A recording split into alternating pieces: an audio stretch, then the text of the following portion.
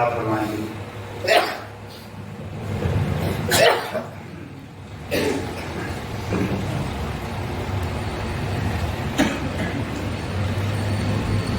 السلام علیکم ورحمۃ اللہ وبرکاتہ. الحمد لله نحمده ونستعينه ونستغفره ونعوذ بالله من شرور أنفسنا ومن سيئات أعمالنا. من يهده الله فلا مضل له ومن يضلل فلا هادي له. وأشهد أن لا إله إلا الله وحده لا شريك له وأشهد أن محمدا عبده ورسوله. أما بعد فإن خير الحديث كتاب الله وخير الهدي هدي محمد صلى الله عليه وسلم وشر الأمور محدثاتها وكل محدثة بدعة وكل بدعة ضلالة وكل ضلالة في النار. فاعوذ بالله من الشيطان الرجيم. وقال الرسول يا رب إن قوم اتخذوا هذا القرآن مهجورا. وقال النبي صلى الله عليه وسلم المرأة إذا صلت خمسها وصامت شهرها وحسنت فرجها وأطاعت بعلها فلتدخل من أي أبواب الجنة. رب اشرح لي صدري ويسر لي أمري واحلل عقدة من لساني يفقهوا قولي. اللهم رب زدني علما وارزقني فهما. تعریف کے لائق وہ رب ذوالجلال ہے جس نے ہم تمام کو پیدا کیا اور ہماری رہنمائی اور رشد و ہدایت کے لیے انبیاء علیہم السلام کا سلسلہ جاری کیا. آخر میں رسول الثقلین جناب محمد الرسول اللہ صلی اللہ علیہ وسلم کی بعثت ہوئی. درود و سلام نازل ہو اللہ تعالی کے تمام نیک اور برگزیدہ بندوں پر، بالخصوص ہمارے آخری نبی احمد مجتبی محمد مجتبی رسول اکرم صلی اللہ علیہ وسلم پر. اللهم صل على محمد وعلى آل محمد كما صليت على إبراهيم وعلى آل إبراهيم إنك حميد مجيد. اللهم بارك على محمد وعلى آل محمد كما باركت على إبراهيم وعلى آل إبراهيم إنك حميد مجيد. میرے دینی اور ملی بھائیوں، آج کے پروگرام میں جس موضوع کی مناسبت سے باتیں ہوں گی وہ میرا موضوع ہے کہ مسلمان پریشان کیوں ہیں اور اس کا حل کیا ہے. اللہ تعالیٰ سے دعا ہے کہ الہ العالمین تو مجھے کہنے کے ساتھ ساتھ عمل کرنے کی توفیق عطا فرما اور ہم تمام سامعین کو، سننے والوں کو سننے کے ساتھ ساتھ عمل کرنے کی بھی توفیق عطا فرما. موضوع کی وضاحت سے قبل وہ لوگ جن لوگوں نے اس پروگرام کے رچانے میں حصہ لیا ہے، ایسے لوگوں کی کیا فضیلت ہے. اللہ تبارک و تعالی نے ایک مقام پہ پوری امت کی تعریف کرتے ہوئے بیان فرمایا. کیا کہا اللہ تعالی نے؟ کنتم خیر امت اخرجت للناس، تم سب سے بہترین امت ہو. اخرجت للناس، جو لوگوں کے لیے نکالے گئے ہو. تأمرون بالمعروف، پہلی چیز کیا ہے؟ تم معروف چیزوں کا حکم دیتے ہو. وَتَنْهَوْنَ عَنِ الْمُنْكَرِ، اور منکر چیزوں سے روکتے ہو. مبارکبادی کے مستحق ہیں ہمارے اشفاق بھائی اسحاق صاحب اور مولانا عقیل صاحب اور ان کے جتنے بھی رفقا ہیں جو بھی اس نیک کام میں حصہ لیتے ہیں. اس کی تعریف میں نہیں بلکہ رب العالمین قرآن کریم کے اندر کرتا ہے. اللہ تعالیٰ نے کہا وَلْتَكُن مِّنْكُمْ أُمَّةٌ يَدْعُونَ إِلَى الْخَيْرِ، تم میں سے ایک جماعت ہونی چاہیے جس جماعت کا کام کیا ہو يَأْمُرُونَ بِالْمَعْرُوفِ، وہ معروف کا حکم دیں، وَيَنْهَوْنَ عَنِ الْمُنْكَرِ، اور منکر چیزوں سے روکیں. اور ان لوگوں کی تعریف کرتے ہوئے اللہ تعالیٰ نے کہا وَيُصَارِعُونَ فِي الْخَيْرَاتِ، یہ وہ لوگ ہیں جو نیکی کے کاموں میں سبقت لے جاتے ہیں. آگے اللہ تبارک و تعالیٰ بیان فرما رہا ہے اولئک من الصالحین، یہ میں نہیں کہہ رہا ہوں بلکہ اللہ تبارک و تعالیٰ ایسی جماعت کی مناسبت سے، ایسے گروہ کی مناسبت سے، ایسے افراد کی مناسبت سے گواہی دے رہا ہے اولئک من الصالحین، یہ لوگ نیکوکاروں میں سے. لہذا ہمیں بھی جہاں ہم یہ دیکھیں کہ امر بالمعروف والنہی عن المنکر کا فریضہ انجام دیا جا رہا ہے، ایسے کاموں میں سبقت لے جانے کی کوشش کریں، اس لیے کہ ایسی جماعت کی مناسبت سے اللہ تبارک و تعالیٰ تعریف کرتے ہوئے، سرٹیفکیٹ ادا کرتے ہوئے کہہ رہا ہے اولئک من الصالحین، یہ لوگ نیکوکاروں میں سے.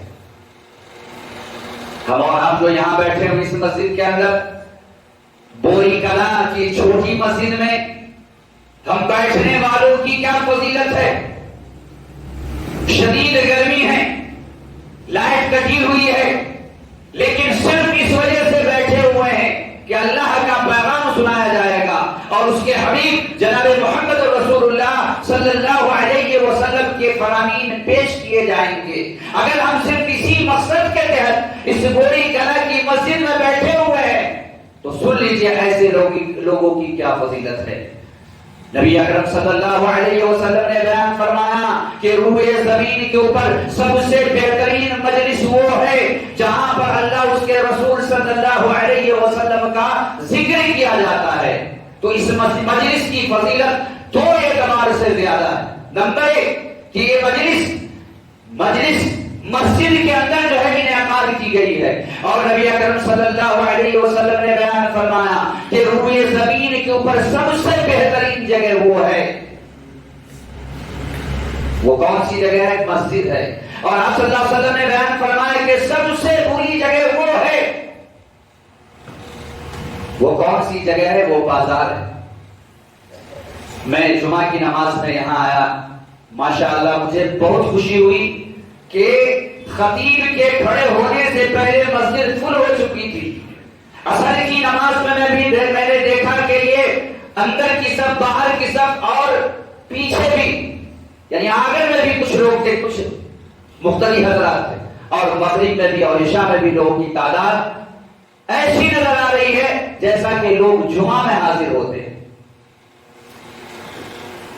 ہمارا یہاں پر صرف اور صرف اللہ اس کے رسول صلی اللہ علیہ وسلم کے پیغام کو سننے کے لیے بیٹھے ہوئے ہیں.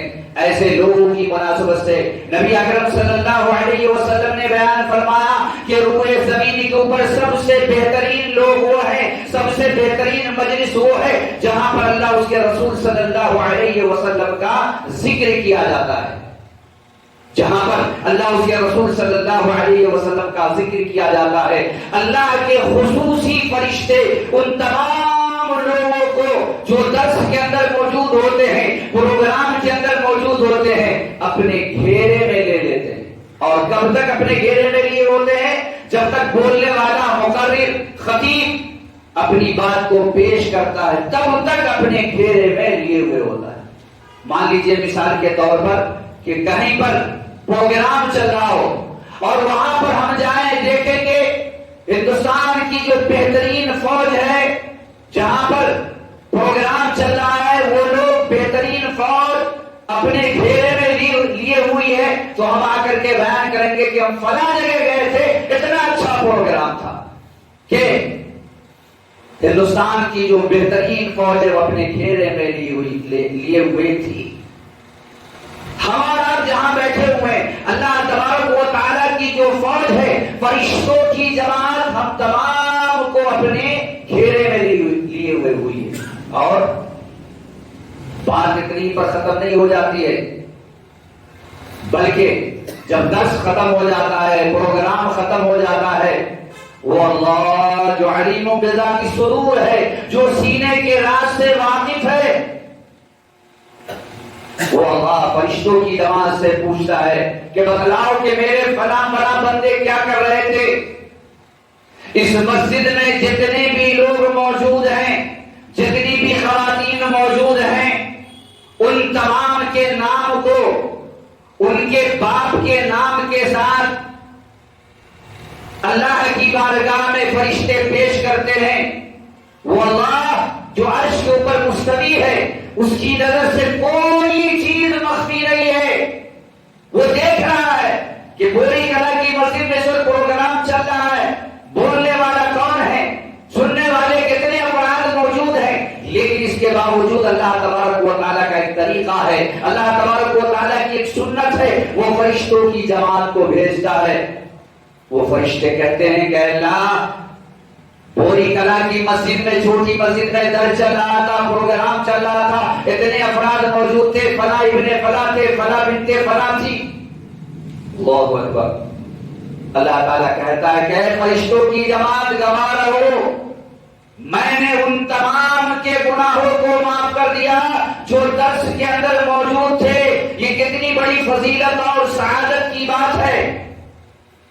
اور بات اتنی پر نہیں ختم ہو جاتی ہے، بلکہ فرشتے کہتے ہیں کہ اللہ اس مسجد کی جو منتظمہ کمیٹی ہے، اس نے مائک کا ایسا انتظام کیا تھا کہ بہت سارے لوگ مسجد میں تو نہیں تھے، لیکن مائک کی آواز جا رہی تھی، وہ لوگ بھی اپنے گھروں میں بیٹھ کر کے سن رہے تھے. اللہ تعالیٰ کہتا ہے کہ فرشتوں کی جماعت گواہ اور میں نے ان کے بھی گناہوں کو معاف کر دیا. اور بوری کلا کی مسجد کے منتظمہ کمیٹی کے لیے مزید فضیلت یہ ہے کہ صرف مائک ہی کی آواز نہیں بلکہ لائیو ٹیلی کاسٹ کیا جا رہا ہے. جتنے بھی لوگ جہاں تک اپنے گھروں میں بیٹھ رہے ہیں ان تمام لوگوں کے لیے فضیلت ہے. اللہ تبارک و تعالیٰ ان تمام لوگوں کو معاف کر دے گا کہ جب تک درس چلتا رہا، وہ سماعت فرماتا رہا. اللہ تعالیٰ کہتا ہے کہ فرشتوں کی جماعت گواہ اور میں نے ان تمام کے گناہوں کو معاف کر دیا جو درس میں کسی بھی وجہ سے، کسی بھی اعتبار سے شریک تھے. شاعر کہتا ہے کتنی ہی چھوٹی ہونے کی اسے ہلکی نہ جان، کتنی ہی چھوٹی ہونے کی اسے ہلکی نہ جان، رب کے بخشش کے لیے کوئی بہانا چاہے. ممکن ہے کہ ہمارا یہ بیٹھنا، ہمارا یہ بولنا، ہمارا یہ سننا اللہ تعالیٰ کو پسند آ جائے اور اسی کی وجہ سے ہماری بخشائش ہو جائے. لہذا ہمیں جہاں کہیں پر بھی پتا چلے کہ اللہ اس کے رسول صلی اللہ علیہ وسلم کا ذکر چل رہا ہے، وہاں پر ہمیں حاضر ہونا چاہیے. اس مناسبت سے میں نے آپ کے سامنے یہ درس کی فضیلت والی حدیث آپ کے سامنے میں نے پیش کیا. جیسا کہ میں نے موضوع کا اعلان کیا ہے کہ آج مسلمان پریشان کیوں ہیں. پوری دنیا میں آپ دیکھیے ہر جگہ مسلمان پریشان ہیں. کہیں پر ہمارے قرآن کے اوپر پابندی، ابھی بقرعید کے جو ہے پیرس کے اندر مسلمانوں کے سامنے مسلمان ایک جگہ نماز پڑھ رہے تھے اور اس کے سامنے ہمارے قرآن کو جلا دیا گیا. کبھی ہمارے جناب محمد رسول اللہ صلی اللہ علیہ وسلم کی شان میں گستاخی کی جاتی ہے، کبھی ہمارے قرآن کے اوپر پابندی، کبھی ہمارے نماز کے اوپر پابندی، کبھی ہمارے ماں عائشہ صدیقہ رضی اللہ تعالیٰ عنہ کی شان میں گستاخی کی جاتی ہے. ہر طریقے سے آج مسلمانوں کے اوپر چور طرفہ حملہ کیا جا رہا ہے اور مسلمان پریشان ہے. ذہنی اعتبار سے، فکری اعتبار سے، ہر اعتبار سے پریشان. اس پریشانی کا سبب کیا ہے؟ اس پریشانی کے ذمہ دار ہم اور آپ. اور یہ میں نہیں کہتا بلکہ قرآن کریم کہتا ہے. پہلا سبب یہ ہے کہ ہم قرآن سے دور ہو چکے ہیں.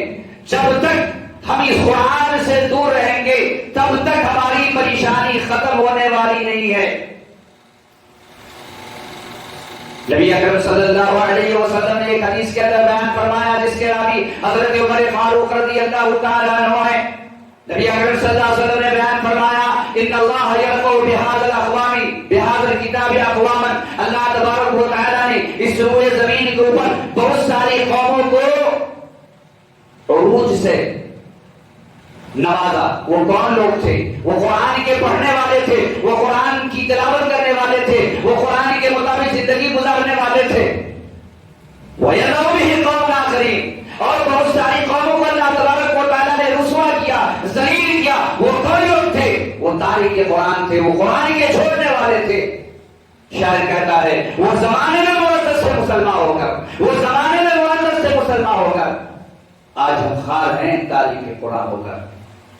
آج جمعہ کا دن ہے، نبی اکرم صلی اللہ علیہ وسلم نے بیان فرمایا کہ جو جمعہ کے دن سورہ کہف کی تلاوت کرے گا اللہ تبارک و تعالی اسے کیا کرے گا؟ روئے زمین کے اوپر جو مسیح دجال کا فتنہ سب سے بڑا فتنہ ہوگا، جس فتنے کی مناسبت سے ہم اگر فرض نماز پڑھتے ہیں تب، نفل پڑھتے ہیں تب، سنن پڑھتے ہیں تب، ہر نماز میں ہم دعا کرتے ہیں اللہم انی اعوذ بک من عذاب القبر واعوذ بک من فتنۃ المسیح الدجال۔ یہ روئے زمین کے اوپر سب سے بڑا فتنہ ہوگا۔ اگر جمعہ کے دن کوئی شخص پابندی کے ساتھ ہر جمعہ کو اس سورہ کی تلاوت کرتا ہے تو اللہ تبارک و تعالی کیا کرے گا؟ مسیح دجال کے فتنے سے محفوظ رکھے گا۔ میں اس مجلس میں، اس مسجد میں لوگوں کا ہاتھ نہیں اٹھوانا چاہتا، آپ خود اپنا فیصلہ کیجئے کہ کتنے لوگ ہیں کہ ہفتہ میں ایک دن سورہ کہف کی تلاوت کرنی ہے، کتنے لوگ ہیں جو پابندی سے تلاوت کرتے ہیں، اور کتنے ایسے افراد ہیں جو آج تلاوت کی ہے،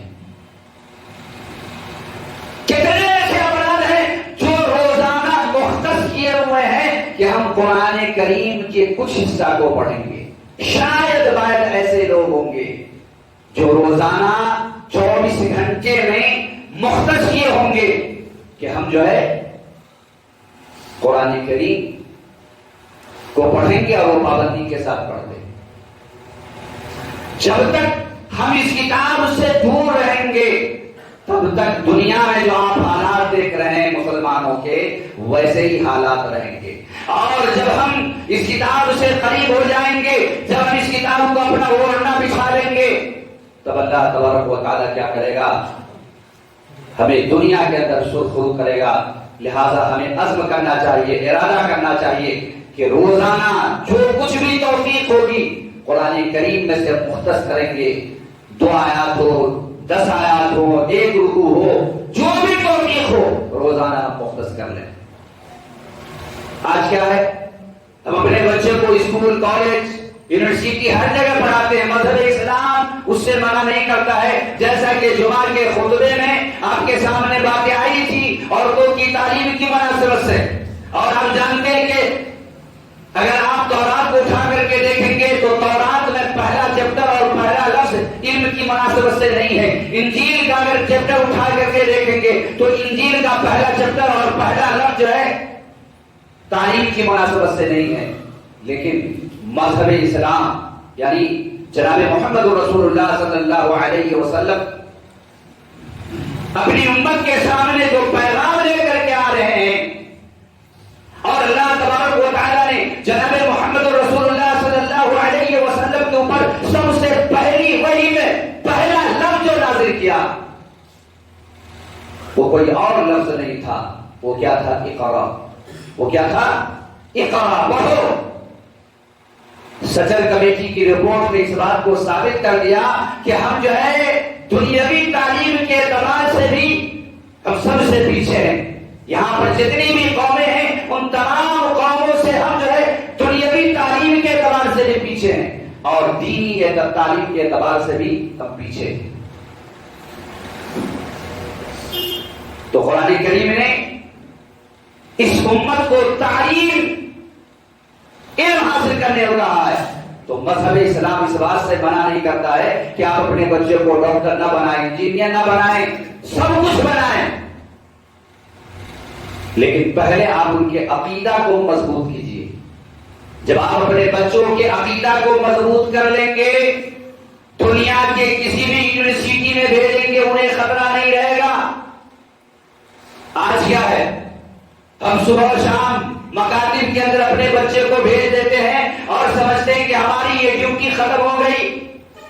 اور جو بچے ہمارے فزکس پڑھتے ہیں، کیمسٹری پڑھتے ہیں، میتھمیٹکس پڑھتے ہیں، ان کے لیے ہم جو ٹیچر رکھتے ہیں انہیں ہم جو ہے 2,000 3,000 4,000 5,000 دینے کے لیے تیار ہو جاتے ہیں. لیکن جو مولانا صاحب قرآن کریم کو پڑھاتا ہے، جس کتاب کی مناسبت سے نبی اکرم صلی اللہ علیہ وسلم نے بیان فرمایا کہ اس کتاب کے پڑھنے کی وجہ سے دنیا بھی سنورے گی اور آخرت بھی سنورے گی. اگر امام صاحب 500 روپیہ مانگ لیتا ہے تو فوراً فتویٰ ہم دینے لگتے ہیں کہ یہ مولانا صاحب قرآن کو بیچ رہے ہیں، قرآن کو پڑھانے میں جو ہے 500 روپیہ مانگ رہے ہیں، جس کی وجہ سے ہماری دنیا بنے گی اور اخروی زندگی بھی بنے گی.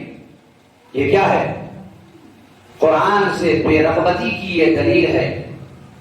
لہذا جس طریقے سے ہم اپنے بچوں کے اوپر بے دریغ دولت کو خرچ کرتے ہیں انجینئر بنانے میں، ڈاکٹر بنانے میں، ہم اپنے بچوں کے اوپر خرچ کریں عالم بنانے میں، حافظ بنانے میں. نبی اکرم صلی اللہ علیہ وسلم نے بیان فرمایا کہ اگر کوئی حافظ ہے تو اس کے ماں باپ کو ایسا تاج پہنایا جائے گا کل قیامت کے دن کہ یہ چمکتے ہوئے سورج کو جو آپ دیکھ رہے ہیں، یہ چمکتا ہوا سورج بھی اس تاج کی جو اللہ تبارک و تعالی اس کے والدین کو پہنائے گا، اس کی روشنی میں وہ پھیکی پڑ جائے گی. اور حافظ قرآن کو اللہ تبارک و تعالیٰ کہے گا پڑھتا جا اور چڑھتا جا، جہاں تمہاری تلاوت ختم ہوگی جنت میں تمہارا وہی مسکن ہے، وہی تمہارا ٹھکانہ ہے. اگر کوئی شخص قرآن کو اٹک اٹک کر کے پڑھتا ہے، یعنی زبان میں رکنت ہے، اٹک اٹک کر کے پڑھتا ہے، تو اٹک اٹک کر کے پڑھنے کی وجہ سے اللہ تبارک و تعالیٰ اسے دوہرا اجر عطا کرتا ہے. اور کوئی شخص رواں پڑھتا ہے، اچھے انداز میں پڑھتا ہے، قرآن کریم کی تلاوت کرتا ہے، تو مکرم اور معزز فرشتوں کے ساتھ اللہ تبارک و تعالیٰ اسے جمع کرے گا. یہ قاری قرآن کی فضیلت ہے. مسند احمد کی روایت ہے کہ نبی اکرم صلی اللہ علیہ وسلم نے بیان فرمایا کہ سب سے آخر میں جو جہنم سے نکالا جائے گا وہ کوئلہ کے مانند بالکل جل کر کے راکھ ہو جائے گا جہنم میں. جہنم کی جو تپش ہوگی اس دنیاوی زندگی کی جو آگ ہے اس سے 69 گنا زیادہ ہوگا. نبی اکرم صلی اللہ علیہ وسلم نے حدیث کے اندر بیان فرمایا کہ کل قیامت کے دن ایک مومن کو لمحہ بھر کے لیے جنت میں داخل کرے گا اور جنت میں داخل کرنے کے بعد اللہ تبارک و تعالیٰ پوچھے گا کہ اے میرے بندے، تو نے میرے دین کے خاطر، میرے قرآن کے خاطر بہت زیادہ تکلیفوں کا سامنا کیا. لمحہ بھر کے لیے جب جنت میں داخل کرے گا تو دنیا کی جتنی بھی تکلیفیں ہوں گی ان تمام تکلیفوں کو بندے مومن بھول جائے گا. جنت ایسی نعمت والی جگہ ہے. اس کے برخلاف ایک دنیا دار شخص جس نے دنیا کے اندر تکلیف نام کی کوئی چیز نہیں دیکھی ہوگی، اللہ تبارک و تعالیٰ اسے تھوڑی دیر کے لیے جہنم میں داخل کرے گا اور اس بندے سے پوچھے گا اور کہے گا کہ بندے میں نے تجھے دنیا کے اندر ان نعمتوں سے نوازا تھا. وہ بندہ کہے گا کہ اللہ میں نے دنیاوی زندگی کے اندر نعمت نام کی کوئی چیز نہیں دیکھی بلکہ میری پوری زندگی تکلیف میں گزری. تو یہاں سے 69 گنا زیادہ جہنم کے اندر تپش ہوگی. اللہ تبارک و تعالیٰ سب سے آخر میں ایک جہنمی کو جب جہنم سے نکالے گا تو بالکل کوئلہ کے مانند جل کر کے ہو گیا ہوگا. اللہ تبارک و تعالیٰ اسے جب جہنم سے نکالے گا جہنم کے دروازے پر کھڑا کر دے گا، لیکن ابھی اس کا چہرہ جہنمی کی طرف ہوگا، دوسرے طرف نہیں کیے ہوئے ہوگا. وہ بندہ کہے گا کہ اللہ تو نے میرے اوپر اتنا انعام و اکرام کیا کہ میں جہنم کے اندر جل رہا تھا، اے اللہ تو نے مجھے جہنم سے نجات دے دیا، اے اللہ میں جہنم کے دروازے کے اوپر ہوں، جب میں دیکھتا ہوں تو وہاں جو شدت کو میں نے برداشت کیا ہے وہ شدتیں مجھے یاد آ جاتی ہے، اے اللہ اللہ تبارک و تعالیٰ کہے گا کہ ٹھیک ہے، میں تمہارے چہرے کو دوسری طرف پھیر دوں گا، اس کے بعد تو تمہاری کوئی خواہش نہیں ہوگی۔ وہ بندہ کہے گا کہ اللہ یہ میری آخری خواہش ہے، اس کے بعد میری کوئی اور خواہش نہیں ہوگی۔ اللہ تبارک و تعالیٰ کہے گا کہ ٹھیک ہے، تمہاری یہ آخری خواہش ہے تو تمہارا چہرہ جہنم کی طرف ہے، میں تمہارے چہرے کو جہنم سے پھیر دے رہا ہوں دوسری طرف۔ چنانچہ جب جہنم سے اس کے چہرے کو دوسری طرف پھیر دے گا تو اس کے سامنے ایک ہرا بھرا درخت ہوگا۔ اس ہرے بھرے درخت کو جب دیکھے گا تو اس کے جی میں اور مزید خواہش پیدا ہوگی۔ وہ بندہ کہے گا کہ اللہ میں جہنم کے اندر جل رہا تھا، تو نے مجھے جہنم سے نجات دے دیا، جہنم کے دروازے کے اوپر میں تھا اور جہنم کی طرف میرا چہرہ تھا، تو نے جہنم کی طرف سے میرے چہرے کو پھیر دیا۔ اے اللہ میری آخری خواہش یہ ہے کہ یہ سامنے جو ہرا بھرا درخت ہے اے اللہ اس سائے میں مجھے کر دے۔ اللہ تبارک و تعالیٰ پوچھے گا کہ اے بندہ کیا یہ تیری آخری خواہش ہے، اس کے بعد تو تیری کوئی خواہش نہیں ہوگی؟ وہ بندہ کہے گا کہ نہیں اے اللہ یہ میری آخری خواہش ہے، اس کے بعد میری کوئی خواہش نہیں ہوگی۔ اللہ تبارک و تعالیٰ اس ہرے بھرے درخت کے سائے میں کر دے گا۔ جب اس ہرے بھرے درخت کے سائے میں اللہ تبارک و تعالیٰ اس بندے کو کرے گا تو وہاں سے جنت کا دروازہ قریب ہوگا، اس بندے کے اندر مزید خواہش ہوگا، اس بندے کے اندر مزید خواہش پیدا ہوگی اور وہ بندہ کہے گا کہ اللہ تو نے مجھے جہنم سے نجات دیا، جہنم سے نکالا، پھر جہنم کے دروازے پر تو نے لا کھڑا کیا، پھر جہنم سے میرے چہرے کو تو نے پھیر دیا اور پھر تو نے مجھے اس ہرے بھرے درخت کے سائے میں کر دیا۔ اے اللہ میری اور آخری خواہش ہے کہ جنت کے دروازے کے قریب کر دے۔ اللہ تبارک و تعالیٰ کہے گا کہ یہ تیری آخری خواہش ہے، اس کے بعد تو تیری کوئی خواہش نہیں ہوگی۔ وہ بندہ کہے گا کہ نہیں اے اللہ مجھے صرف جنت کے دروازے کے قریب کر دے۔ اللہ تبارک و تعالیٰ جو جنت کے دروازے کے قریب کر دے گا وہاں سے جنت نظر آئے گا۔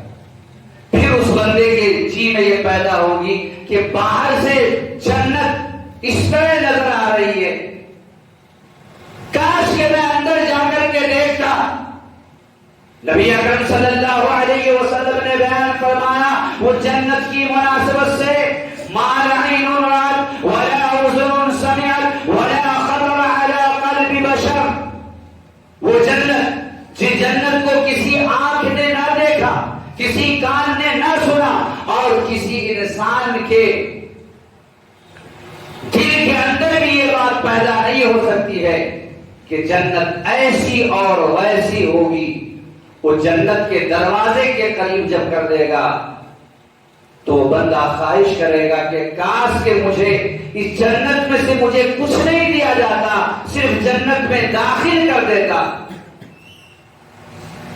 وہ بندہ کہے گا کہ اللہ میری آخری خواہش ہے کہ جنت کے اندر جو ہے داخل کر دے، بھلے سے اس میں سے کچھ نہ دے۔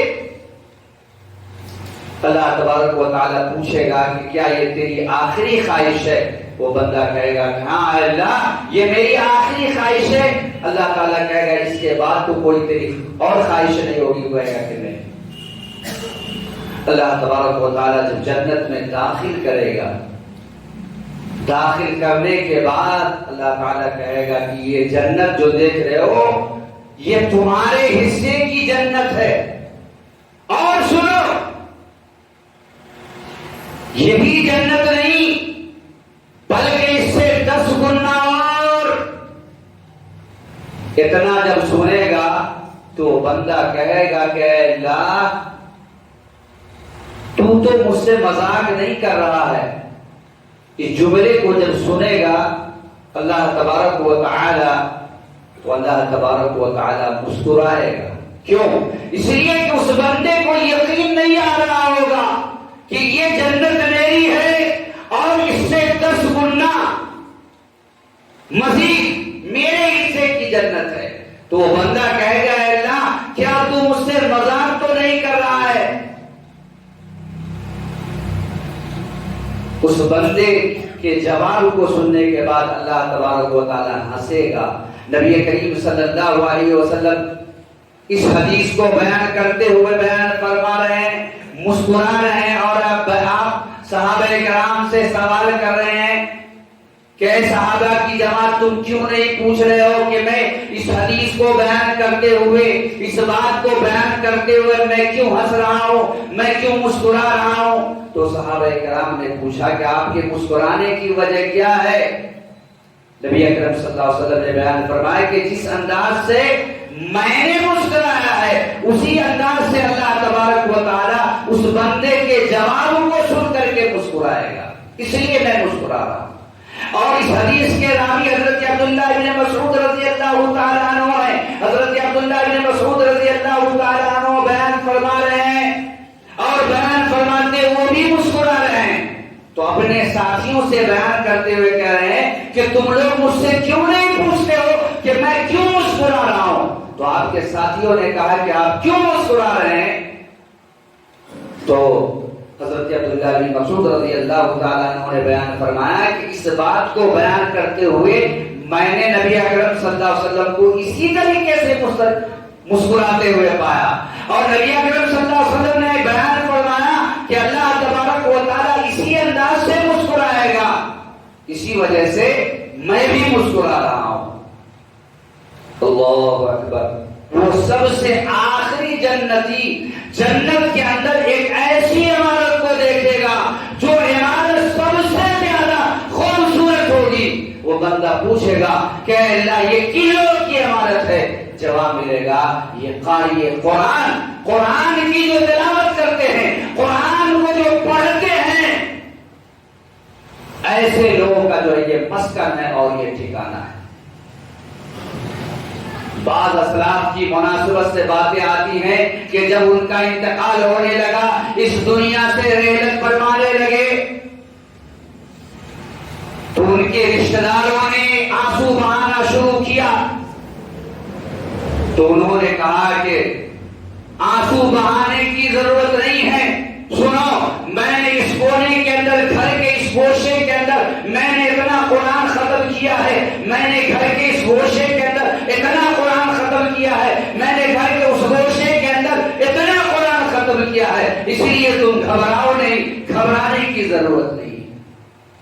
یہ تھا قرآن سے ان لوگوں کا تعلق جن لوگوں کے سامنے نبی اکرم صلی اللہ علیہ وسلم کی یہ حدیث موجود تھی، ان اللہ یرفع بہذا الکتاب اقواما ویذر به آخرین۔ اللہ تبارک و تعالی نے بہت ساری قوموں کو عروج سے نوازا۔ وہ کون لوگ تھے؟ وہ قرآن کے پڑھنے والے تھے، قرآن کی تلاوت کرنے والے تھے۔ آج ہم جب صبح اٹھتے ہیں، موبائل کی اسکرین کے اوپر جو ہماری نظر ہوتی ہے کہ واٹس ایپ پہ کس نے کیا بھیجا ہے، ہمارے نوجوان رات میں تنہائی کے اندر جو ہے بستر کے اوپر لیٹے ہوئے ہوتے ہیں اور پتہ نہیں تنہائی کے اندر کن کن چیزوں کو دیکھتے ہیں۔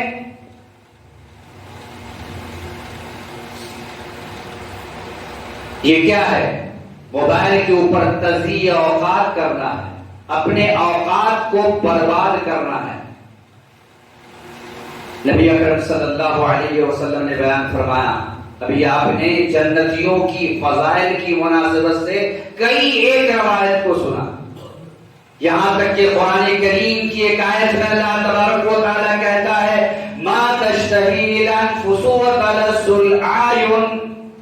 جنتی لوگ جن چیزوں کی خواہش کریں گے اللہ تبارک و تعالیٰ حاضر کر دے گا۔ جنتی کی خواہش ہوگی کیلا کھانے کی، اللہ تعالیٰ کیلا کو حاضر کر دے گا۔ امرود کھانے کی خواہش ہوگی، ابھی خواہش ہو رہی ہے، مانگ نہیں رہا ہے کسی سے، جی کے اندر سوچ رہا ہے، اللہ تعالیٰ امرود کو حاضر کر دے گا۔ اسی بات کو اللہ تعالیٰ نے کیا کہا؟ ما تشتہی الانفس وتلذ الاعین۔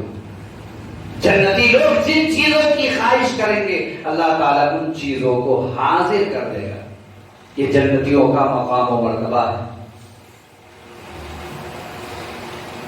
جب جنتی لوگ جنت میں ہوں گے اور اس قدر انعام و اکرام سے نوازے جائیں گے، جنت میں جانے کے بعد جنتی لوگ ایک چیز کے اوپر افسوس کریں گے جو مدرسے سے فارغ ان سے میرا سوال نہیں ہے، عام لوگوں سے سوال ہے، وہ کون سی ایسی چیز ہوگی جس کے اوپر جنتی لوگ جنت میں جانے کے بعد بھی افسوس کریں گے؟ بتلائیے وہ کون سی نعمت ہوگی؟ مدرسے سے جو فارغ ہونا بتلا ہے، عام پبلک سے، عام لوگوں سے میرا سوال ہے۔ میں نے آپ کے سامنے جنت کی بہت ساری فضیلت کو بیان فرمایا، بارہا آپ سنتے ہیں فضائل کو۔ جنت میں کسی بھی نعمت کی کمی نہیں ہوگی، لیکن جنت میں وہ کون سی چیز ہوگی جس کے اوپر جنتی لوگ افسوس کریں گے؟ جی نہیں، وہ تو الگ چیز ہے۔ اللہ کا دیدار تو مومنوں کو ہوگا ہی۔ کاش کہ میں اور اللہ کی ماشاء اللہ جنتی لوگ جنت میں افسوس کریں گے کہ کاش میں کثرت سے اللہ کا ذکر کیا ہوتا دنیا کے اندر۔ آج مان لیجئے کوئی نمازی ہے، متقی ہے، پرہیزگار ہے، دیندار ہے، قرآن کا قاری ہے، قرآن کی تلاوت کرنے والا ہے، زیادہ سے زیادہ وہ 24 گھنٹے میں 2 گھنٹہ جو ہے وہ عبادت کرتا ہے، چاہے وہ جتنا بڑا عابد و زاہد ہو۔ 15 منٹ ظہر کی نماز میں، 15 منٹ عصر کی نماز میں، 15 منٹ مغرب کی نماز میں، 15 منٹ عشاء کی نماز میں، اور 15 منٹ فجر کی نماز میں، 1.25 گھنٹہ ہوئے۔ اور مان لیجیے ذکر و اذکار، قرآن کریم کی تلاوت وغیرہ 45 منٹ، اور 22 گھنٹہ کھانے پینے دیگر چیزوں میں برباد کرتے ہیں۔ وہ تو ہمارے نوجوان موبائل کی اسکرین پر پتہ نہیں کتنے اوقات کو برباد کرتے ہیں۔ یہ کتنا بڑا فتنہ اور آزمائش ہے کہ ہمارے بچے جو مدارس میں گئے ہیں، ابھی کورونا میں، لاک ڈاؤن میں جامعات والوں نے اجازت دیا کہ بھائی اپنے گھر میں رہو اور جو ہے آن لائن پڑھائی ہوگی۔ اس کے بعد بچے اپنے گارجین کو جو ہے موبائل دینے کے لیے تیار نہیں ہے، اور مدارس اور جامعات میں پتہ نہیں جو ہے کن کن چیزوں کو دیکھتے اور اپنے وقت کو برباد کرتے۔ اللہ تبارک و تعالیٰ نے قرآن کریم کے اندر کہا، لم نکن من المصلین ولم نکن نطعم المسکین وَكُنَّا نَخُوضُ مَعَ الْخَائِضِينَ۔ کیا اللہ تعالیٰ نے کہا کہ ہم بےہودہ گپ شپ میں لگا رہا کیا کرتے تھے۔ جب جنتی لوگ جنت میں چلے جائیں گے اور جہنمی لوگ جہنم میں ہوں گے، تو جنتی لوگ جہنمیوں سے پوچھیں گے کن چیزوں کی وجہ سے تم جہنم کے اندر آ گئے، تو ان کے چند جوابات ہوں گے۔ ان میں سے ایک جواب کیا ہوگا؟ وَكُنَّا نَخُوضُ مَعَ الْخَائِضِينَ، ہم بےہودہ گپ شپ میں لگے رہا کیا کرتے ہیں۔ ابھی IPL کا کون سا کھیل ہوتا ہے، میں نے دیکھا بعض نوجوانوں کو کہ کون بولر کیسے بلے بازی کرتا ہے، اور کون بیٹسمین کیسے بلے بازی کرتا ہے، اور کون بولر جو ہے کیسے گیند بازی کرتا ہے۔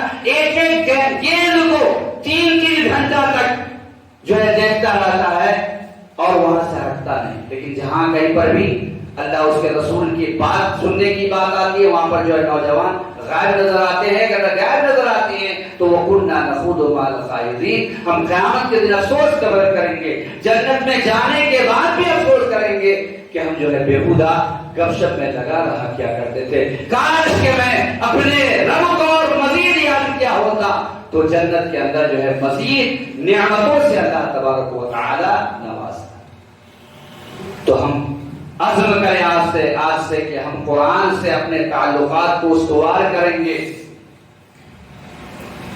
اس لیے کہ اللہ تبارک و تعالیٰ کا وعدہ ہے، جیسا کہ نبی اکرم صلی اللہ علیہ وسلم نے بیان فرمایا کہ اللہ تبارک و تعالیٰ نے بہت سارے قوموں کو معزز کیا اور مکرم کیا اس قرآن سے قریب ہونے کی وجہ سے، اس قرآن کی تلاوت کرنے کی وجہ سے، اس قرآن کے پڑھنے کی وجہ سے، اور بہت ساری قوموں کو اللہ تبارک و تعالیٰ ذلیل کیا اس قرآن کو چھوڑنے کی وجہ سے۔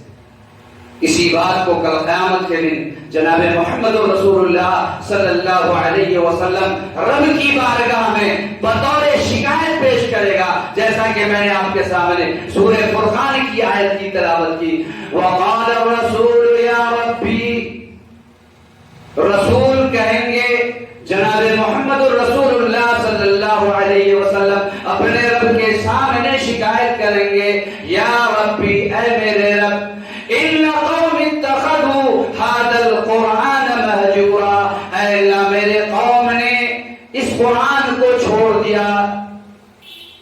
تو ہم اپنے نبی کو شکایت کرنے کا موقع نہ دیں، قرآن سے ہم اپنے تعلقات کو استوار کریں۔ جس نے ہمیں اس کتاب سے قریب آ جائیں گے، دنیا کے اندر اللہ تبارک و تعالی ہمیں معزز اور مکرم کرے گا۔ تو مسلمانوں کے پریشانی کے اسباب میں سے پہلا سبب کیا ہے کہ ہم قرآن سے دور ہو چکے ہیں۔ ایسے موقع پر، ایسے حالات میں کھل کر کے بیان کرنا نہیں چاہتا، جو ہندوستان کے حالات آپ کی نظروں کے سامنے ہیں وہ بیان کرنے کے لائق نہیں ہے۔ سوشل میڈیا کے ذریعے آپ جانتے ہیں تمام چیزوں کو، مسلمان ڈرا ہوا ہے، سہما ہوا ہے۔ وہ کیوں؟ اس لیے کہ اس کتاب سے ہم دور ہو چکے ہیں، اور جب تک ہم دور رہیں گے کب تک ہماری یہی حالت رہے۔ نمبر 1 یہ ہے۔ نمبر 2 کیا ہے؟ الذین آمنوا ولم یلبسوا ایمانہم بظلم۔ ہم ایمان والے تو ضرور ہیں، لیکن جو ایمان اللہ تبارک و تعالی کو مطلوب و مقصود ہے، ہم اس ایمان سے بہت زیادہ دور ہیں۔ صرف 1% 100% مسلمانوں میں صرف 1% ایسے لوگ ہیں جو ویسے ایمان والے ہیں جو اللہ کو مطلوب و مقصود ہے، نہیں تو 99% ایسے مسلمان ہیں جو لا الہ الا اللہ محمد رسول اللہ کا تو اقرار کرتے ہیں، لیکن اس کے معنی اور مطلب کو نہیں سمجھتے۔ جس دن یہ معنی اور مطلب کو سمجھ لیں گے، اس دن محرم میں یہ جھنڈا نکالنا چھوڑ دیں گے، اس دن قبروں اور آستانوں کے اوپر نہیں جائیں گے۔ یہ وہ لوگ ہیں جو نہیں جانتے ہیں کہ لا الہ الا اللہ محمد رسول اللہ، بالخصوص کر لے لا الہ الا اللہ کا کیا مفہوم ہے۔ توحید کی 3 قسمیں ہیں۔ نمبر 1 توحید فی الذات، نمبر 2 توحید فی الصفات، اور نمبر 3 توحید فی العبادت۔ توحید فی الذات کیا ہے؟ کہ اللہ تبارک و تعالیٰ کی جو ذات ہے ویسی ذات کوئی ذات ہو ہی نہیں سکتی ہے۔ نہ فرشتے ہو سکتے ہیں، فرشتوں میں جو ممتاز ہیں جبرائیل امین، امین الملائکہ، وہ بھی نہیں ہو سکتے ہیں۔ نہ حضرت آدم سے لے کر کے جناب محمد رسول اللہ صلی اللہ علیہ وسلم تک جتنے نبی آئے ہیں وہ اللہ کے بالمقابل نہیں ہو سکتے۔ اسی بات کو اللہ تعالیٰ نے کہا، قل اللہ احد، اے نبی کریم صلی اللہ علیہ وسلم آپ کہہ دیجئے هو اللہ احد، اللہ ایک ہے، اللہ الصمد، اللہ کیا ہے؟ بے نیاز ہے، لم یلد ولم یولد، اس رب کا نہ کوئی باپ ہے نہ اس کا کوئی بیٹا ہے۔ اور آگے اللہ تعالیٰ نے کیا کہا؟ وَلَمْ يَكُنْ لَهُ كُفُوًا أَحَدٌ، اس کے برابر کوئی نہیں ہے۔ یہ کیا ہے؟ توحید کی ذات ہے۔ ذات کے اعتبار سے اللہ تبارک و تعالیٰ ممتاز ہے، اس کے مد مقابل کوئی نہیں ہو سکتا ہے۔ نمبر 1 توحید کی صفات، صفات کے اعتبار سے ممتاز ہے۔ قرآن کریم میں بے شمار آیات ہیں، وہ آیت جو بہت مشہور ہے آیت الکرسی، کم از کم اسی آیت الکرسی کے مفہوم کو اگر ہم سمجھ لیے ہوتے تو توحید کی صفات کو ہم سمجھ لیے ہوتے۔ اللہ تبارک و تعالیٰ نے کیا کہا؟ اللہ لا الہ الا ہو۔ ہم جب لا الہ الا اللہ کے اقرار کرتے ہیں تو کیا کرتے ہیں؟ کہتے ہیں کہ لا الہ الا اللہ، لیکن یہاں پر اللہ تبارک و تعالیٰ نے کیا کہا؟ اللہ لا الہ الا ہو، وہ اللہ جس کے علاوہ کوئی معبود برحق نہیں، وہی معبود برحق ہے، اللہ لا الہ الا ہو۔ اور آگے اللہ تعالیٰ نے کیا کہا؟ الحی، اللہ تبارک و تعالی زندہ رہنے والا، اللہ تعالیٰ کی ذات جو ہے زندہ رہنے والی ہے. اللہ کے علاوہ جتنی بھی ذاتیں ہیں اس کا انتقال ہونا ہے، اس کا مر جانا ہے. اور یہ میں نہیں کہتا بلکہ قرآن کریم کی آیت کہتی ہے کل من علیہا فان، تمام چیزیں فانی ہیں.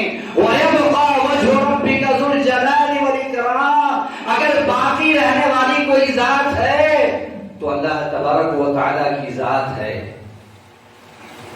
اللہ لا الہ الا ہو، وہ زندہ رہنے والی ذات ہے. اور کیا ہے؟ القیوم، وہ زبردست ہے. اور جب ہمارا عقیدہ یہ ہو جائے کہ ہم جس رب کو کی عبادت کرتے ہیں، ہم جس رب کی دہائی دیتے ہیں وہ زبردست ہے، تو پھر دنیا والوں سے ڈرنے کی کیا ضرورت ہے؟ یہی تو صحابہ کرام کا ایمان تھا کہ رب کے اوپر ایمان و یقین رکھتے تھے. سامنے والا چاہے جیسا ہو اس سے وہ ٹکرا جاتے تھے. آپ نے دیکھا فرعون اپنے وقت کا بہت بڑا ظالم بادشاہ تھا، بنی اسرائیلیوں کو قتل کر دیا کرتا تھا. اللہ تبارک و تعالیٰ نے کہا کہ جس بنی اسرائیل کو تم قتل کرتے ہو اسی بنی اسرائیل میں ایک بچہ پیدا ہوگا اور وہی تمہارے تخت و تاج کو ہلاکت کا سبب بنے گا. اور اللہ تبارک و تعالیٰ اس قدر زبردست ہے کہ اسی جب حضرت موسیٰ علیہ السلام کی پیدائش ہوتی ہے، اللہ تبارک و تعالیٰ نے حضرت موسیٰ کی ماں کو القاء کیا کہ جب بچے کی پیدائش ہو جائے تو تم دریا کے حوالے کر دینا، سمندر کے حوالے کر دینا. ایک ماں کی ممتا اس بات کو کیسے برداشت کر سکتی ہے؟ اللہ تبارک و تعالیٰ نے کہا کہ دیکھو دریا کے حوالے کرنا تمہارا کام ہے، اس بچے کو تخت و تاج پر پہنچانا ہمارا کام ہے. اور کیا ہوا؟ جب حضرت موسیٰ کی ماں نے اپنے بچے کو دریا کے حوالے کیا تو غمزدہ تھی، خوف زدہ تھی کہ پتہ نہیں کیا ہونے والا ہے.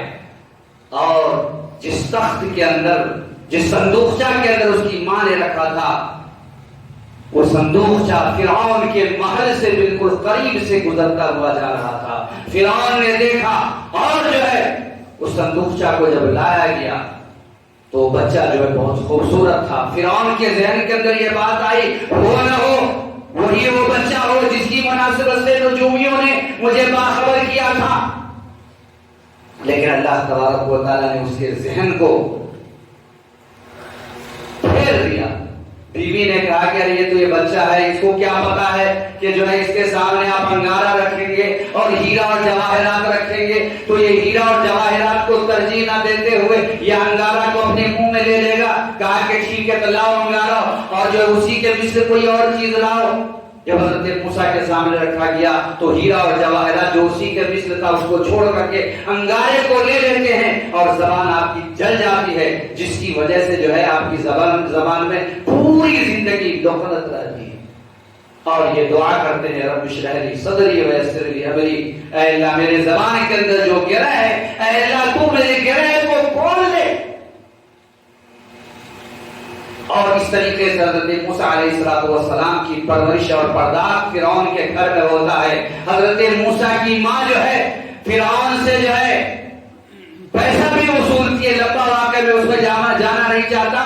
اور پھر جو ہے پرورش اور پرداخت ہوتا. آپ جانتے ہیں کہ بحر قلزم کے اندر فرعون جو ایک دن اپنے لشکر سمیت جو ہے ہینا کو برباد کیا جاتا ہے. وہ شداد جس نے دنیا کے اندر جنت بنائی تھی اور اس جنت کے اندر جو ہے اس کا ایک گھوڑا اپنے قدم کو جو ہے ایسے کیے ہوا تھا اور دوسرا گھوڑا جنت کے دوسرا قدم جو ہے اس کے جنت کے باہر تھا.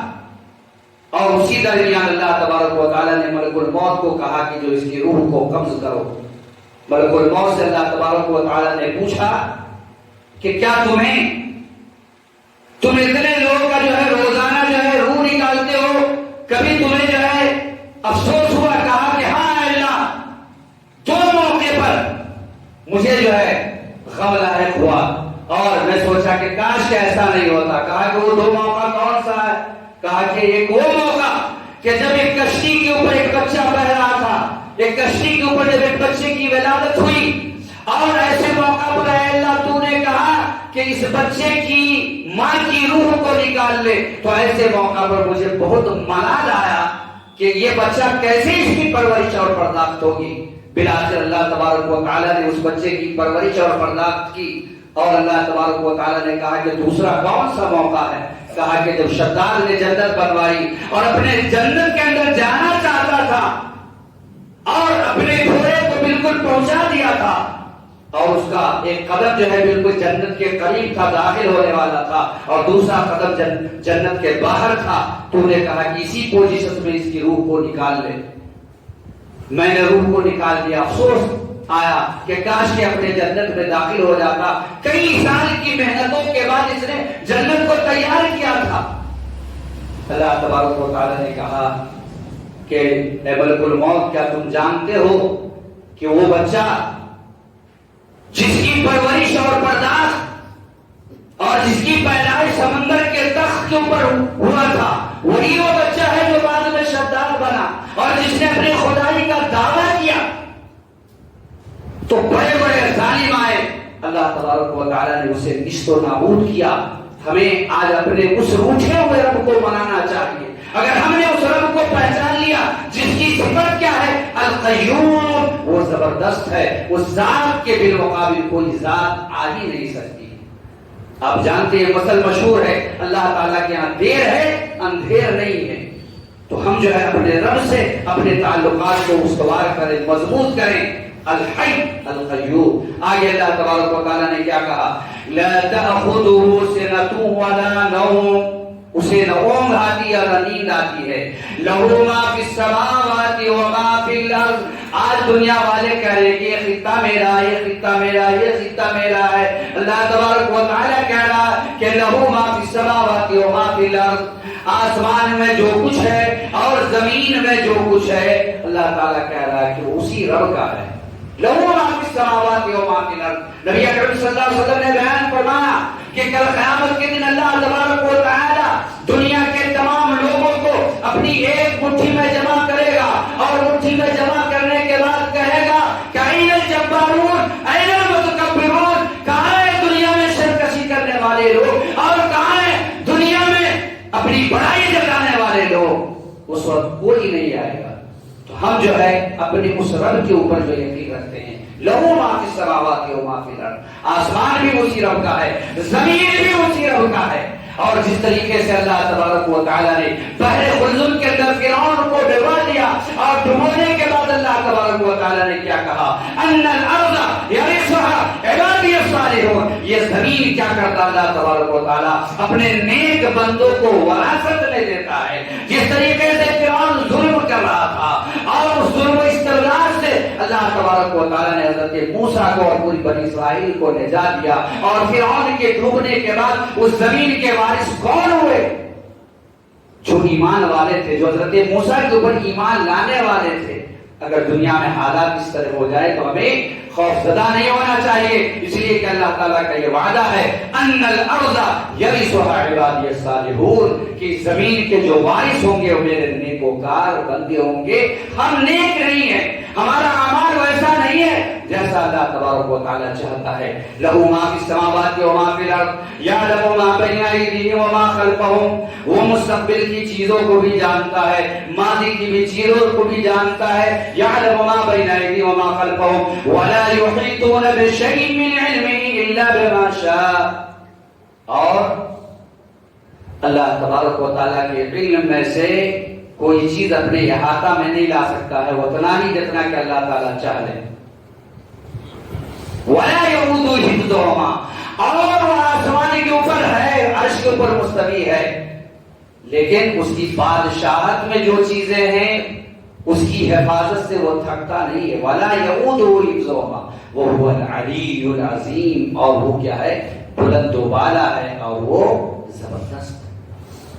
اللہ تعالیٰ قرآن کریم کے اندر کہتا ہے لیس کمثلہ شیء فی الارض ولا فی السماء، اس کے مثل کوئی چیز نہیں ہے آسمان کے اندر اور زمین کے اندر۔ وہو السمیع العلیم، اور وہ سننے والی ذات ہے اور وہ جاننے والی ذات ہے۔ اللہ تبارک و تعالیٰ کی ایک صفت کیا ہے؟ سمیع ہے، اللہ تعالیٰ سنتا ہے. اور اللہ تعالیٰ کی ایک صفت کیا ہے؟ وہ جانتا ہے. اللہ تبارک و تعالیٰ کی ایک صفت کیا ہے؟ وہ دیکھتا ہے. اور اللہ تعالیٰ نے انسانوں کی مناسبت سے بیان فرمایا سورہ دہر کے اندر، انہ کان سمیعا بصیرا. یہ انسان بھی کیا ہے؟ سننے والا اور دیکھنے والا ہے. یعنی انسان بھی سنتا ہے، وہ رب بھی سنتا ہے. انسان بھی دیکھتا ہے، وہ رب بھی دیکھتا ہے. لیکن دونوں کے دیکھنے میں کتنا فرق ہے. دیوار کے پیچھے کچھ لوگ بات کر رہے ہوں گے، ہم ان کی بات کو نہیں سن پا رہے، لیکن وہ اللہ عرش کے اوپر مستوی ہے. صحیح حدیث کے اندر نبی اکرم صلی اللہ علیہ وسلم نے بیان فرمایا کہ تاریک رات میں کالی چیوٹی کالے پتھر کے اوپر جب چلتی ہے تو اللہ تبارک و تعالی صرف اس کے چلنے ہی کو نہیں دیکھتا، بلکہ اس کے چلنے سے جو کھڑکھڑاہٹ کی آواز پیدا ہوتی ہے اللہ تعالیٰ اس کو سنتا ہے. تو اگر ہم یہ کہیں کہ جس طریقے سے اللہ تعالیٰ سنتا ہے، جس طریقے سے اللہ تبارک و تعالیٰ دیکھتا ہے، مخلوق میں بھی کوئی ایسی چیز ہے جو اللہ تعالیٰ ہی کی طرح دیکھتا بھی ہے اور اللہ تبارک و تعالیٰ کے ساتھ جو ہے اللہ تبارک و تعالیٰ کی طرح دیکھتا بھی اور سنتا بھی ہے، تو ہم نے کیا کیا؟ اللہ تبارک و تعالیٰ کی صفات میں شریک ٹھہرا. جس طریقے سے اللہ تعالیٰ کی ذات ممتاز ہے اسی طریقے سے اللہ تعالیٰ کی صفات ممتاز ہے. اور جب اللہ تبارک و تعالیٰ ذات کے اعتبار سے اور صفات کے اعتبار سے ممتاز ہے تو عبادت بھی کس کی جائے گی؟ اسی رب کی. جو قیام نہیں کرنا ہے، جس طریقے سے ہم رب کے سامنے رکوع کرتے ہیں، یہ رکوع کیا ہے؟ عبادت ہے. اب ہم جو ہے دنیا میں کسی کے سامنے رکوع نہ کریں. اسی طریقے سے سجدہ کیا ہے؟ عبادت ہے. اب جو ہے یہ سجدہ کسی کے لیے جائز نہیں ہے سوائے رب کے لیے. تو یہ کیا ہے؟ توحید فی الذات اور توحید فی الصفات اور توحید فی العبادہ.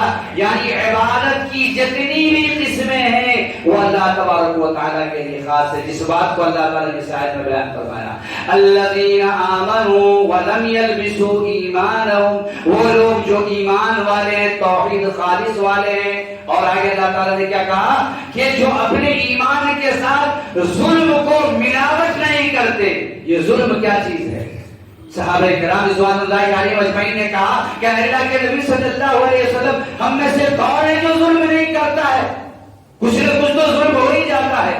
نبی اکرم صلی اللہ علیہ وسلم نے کہا کہ ظلم سے مراد وہ ظلم نہیں ہے بلکہ سورہ لقمان کی آیت پڑھ رہے اور کہہ رہے ہیں ان الشرک لظلم عظیم. روئے زمین کے اوپر کیا جانے والے پاپ میں سے سب سے بڑا پاپ کیا ہے؟ یہ شرک. اللہ تبارک و تعالیٰ نے کہا کہ میں تمام گناہوں کو معاف کر دوں گا سوائے شرک کے. اللہ تعالیٰ نے سورہ نساء کے اندر دو مقام پر اس آیت کو لایا ہے، ان اللہ لا یغفر ان یشرک بہ ویغفر ما دون ذلک لمن یشاء. اللہ تعالیٰ تمام گناہوں کو معاف کر دے گا سوائے شرک کے. اور اللہ تعالیٰ نے ایک مقام پہ غالباً سورہ انعام کے اندر 18 پیغمبر کا ذکر کیا اور 18 پیغمبر کا نام لینے کے بعد حضرت موسیٰ کو، حضرت عیسیٰ کو، حضرت ابراہیم کو، حضرت یحییٰ کو، حضرت ذوالکفل کو 18 پیغمبر کا نام لینے کے بعد اللہ تبارک و تعالیٰ نے کیا کہا؟ وَلَوْ أَشْرَكُوا، اگر یہ تمام کے تمام پیغمبر بھی میری خدائی میں جدائی ڈالنے کی کوشش کریں گے تو ہم ان کے بھی عمل کو برباد کر دیں گے.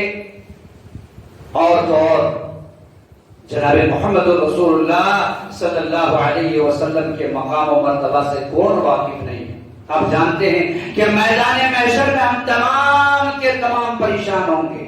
پریشانی کے عالم میں کیا ہوتا ہے؟ اس دنیا میں جب ہم پریشان ہوتے ہیں، اگر ہم میں سے کسی کا باپ زندہ ہوتا ہے تو اپنے باپ کے پاس جا کر کے بیان کرتے ہیں کہ والد محترم میری زندگی میں یہ پریشانی ہے، اس کو حل کیجیے. کل قیامت کے دن جب میدان محشر میں ہم پریشان ہوں گے تو ہم کہاں جائیں گے؟ اپنے باپ آدم کے پاس جائیں گے. جب اپنے باپ آدم کے پاس جائیں گے ہمارے باپ آدم کہیں گے کہ میرے بیٹے میں نے شجر ممنوعہ کو کھا لیا تھا، آج میں رب کے سامنے جانے سے شرمندہ ہوں. جاؤ نوح کے پاس جاؤ.